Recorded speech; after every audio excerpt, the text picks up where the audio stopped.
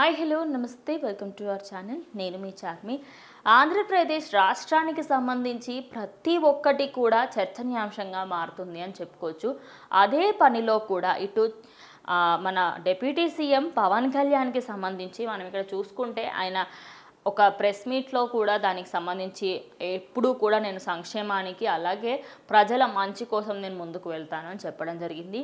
Present మనందరికీ తెలిసిన విషయమే, ఆంధ్రప్రదేశ్లో ఎక్కడ మనకి ఎక్కువ మట్టుకి ఎర్రచందనం అనేది మంచి ఫేమస్ అని చెప్పొచ్చు. ఎక్కడ ఏ సినిమాలో చూసినా కూడా ఎర్రచందనం గురించే మాట్లాడుతూ ఉంటారు.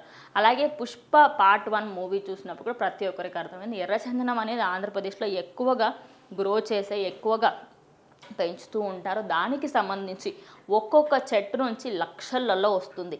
ఎందుకు అంటే అటు కాస్మెటిక్స్కి అలాగే ఇటు పర్ఫ్యూమ్స్కి మరియు పెద్ద పెద్ద బ్రాండ్ల వారికి సంబంధించి కొంచెం కాస్ట్లీ ఐటమ్స్ క్రియేట్ చేయడానికి కూడా ఎర్రచందనాన్ని వాడుతూ ఉంటారు.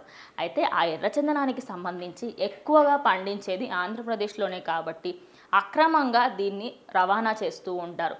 ఒక విధంగా చెప్పాలంటే ఏదైతే మనం సినిమాల్లో చూస్తూ ఉంటామో అదే విధంగా పోలీసులకు దొరకకుండా ఎక్కడో ఒక దగ్గర దాచిపెట్టి తీసుకొని వెళ్ళి స్మగ్లింగ్ చేస్తూ ఉంటారు. ఎందుకంటే ఇదే విషయాన్ని మనం గవర్నమెంట్కి ఇస్తే 5 లక్షలు వచ్చేది 3 లక్షలే వస్తుంది, లేదు మేము బయట వాళ్ళకి ఇస్తే 5 లక్షలు వచ్చేది 10 లక్షలు వస్తుంది అని చెప్పేసి ఎక్కువ రేట్లకు ఎర్రచందనాన్ని అమ్ముకుంటూ ఉంటారు.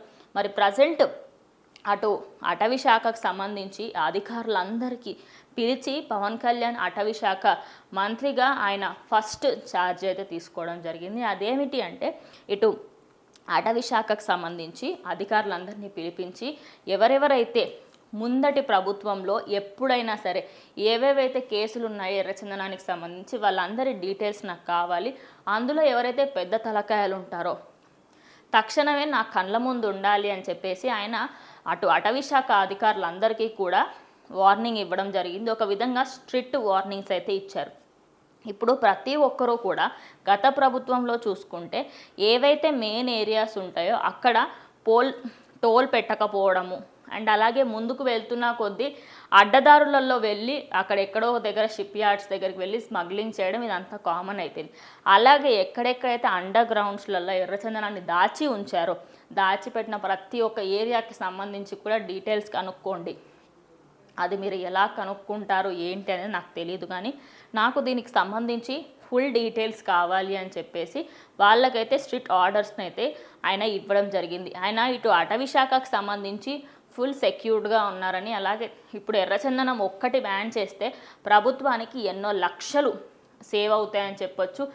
దాన్ని స్మగ్లింగ్ చేయడం ఇల్లీగల్ అయినప్పటికీ కూడా ఎంతోమంది గూండాలు, రౌడీలు ఇలాంటివన్నీ చేస్తూ ఉంటారు.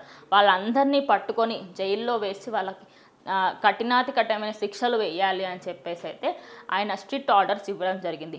మరి వెయిట్ చేసి చూడాలి దీనికి సంబంధించి ముందు ఇంకా ఎలాంటి ఆర్డర్స్ వస్తాయి ఏంటి అనేది ఇంకొద్ది రోజులలో మనకు తెలిసిపోతుంది. దీనిపైన మీ అభిప్రాయాన్ని కమెంట్ చేయండి.